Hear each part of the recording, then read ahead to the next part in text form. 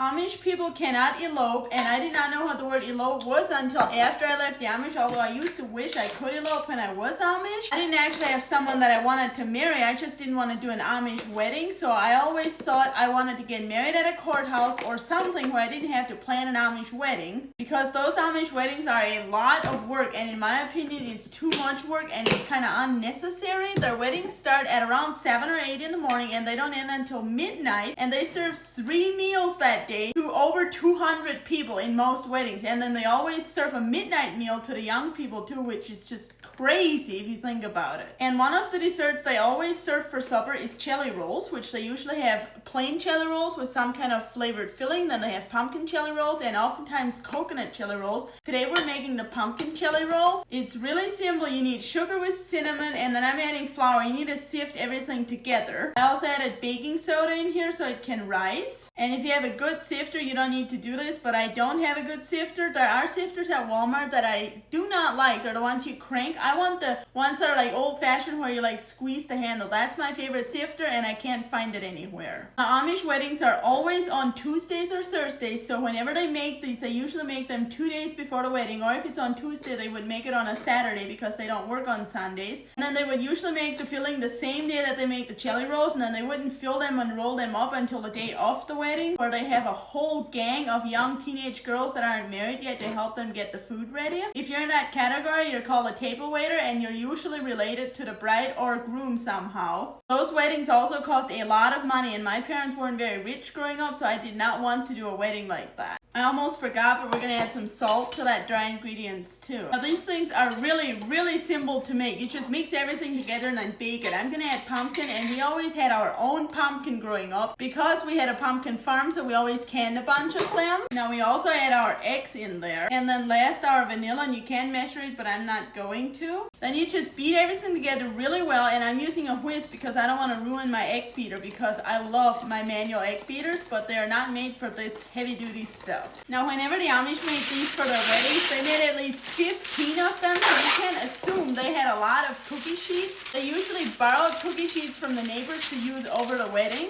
You're going to want to line that with parchment paper, and a good trick to make sure it fits in the pan is to crumble it up like this and then just take it apart, and then it fits in the pan better. Now it's not as stiff anymore, so it fits in there better and doesn't just fly out. Now we're going to pour our dough on there. Just make sure you spread it all out to the corners so it's all even. Now we're going to pop this in the oven to bake it, and the Amish ovens are just as big as regular everyday ovens now, although they had a wood stove, so it was a lot harder to get the heat the right temperature to bake this stuff. As soon as your jelly roll is done baking, you're going to pop it upside down onto either a clean tea towel or another piece of parchment paper, and we're immediately going to peel the hot piece of parchment paper off of the cake. And whenever we did this growing up, we always took the parchment paper when we were little kids and we would actually chew this stuff, so that might make a good gum for your little kids if you want them to be entertained and you don't mind if they chew on parchment paper. And we need to roll this thing up while it's hot, and we never roll ours end to end. We always roll it side to side, so that's how I'm going to roll mine up right now. And now we just let this thing cool off, and if you're doing it for a wedding, you're going to put it in the refrigerator for 2 days until the day of the wedding, and you want to make sure you have your filling too. While this cools off, we're going to make some filling, and because it's a pumpkin roll, I'm going to do cream cheese filling. Whenever we made these for weddings, we always just did your common cream cheese filling with powdered sugar and stuff, but I want to make it a little bit healthier today, and I'm going to use the recipe that I always use for my icing to put on top of the chocolate bean cake that I post sometimes. That cake doesn't have any flour or anything in it, so if you want to look up the recipe in my cookbook, you can find it. It's under sugar-free chocolate cake. For this, we just need cream cheese, and we're going to add butter and maple syrup and a little bit of vanilla, and I'm going to cream up my cream cheese first so it's nice and soft. And once you're all done with your icing, you want to unroll this cooled down pumpkin jelly roll, and we're just going to spread our icing on there evenly out to all the edges. And now we just roll this back up nice and tightly without this parchment paper, which I'm guessing you knew. Now we're all ready to serve this for supper at the wedding. Let's take a slice off and make sure it's good first. It looks pretty darn delicious to me, and the fact that that filling is healthy makes me feel pretty good. Let's take a bite and see if it's any good.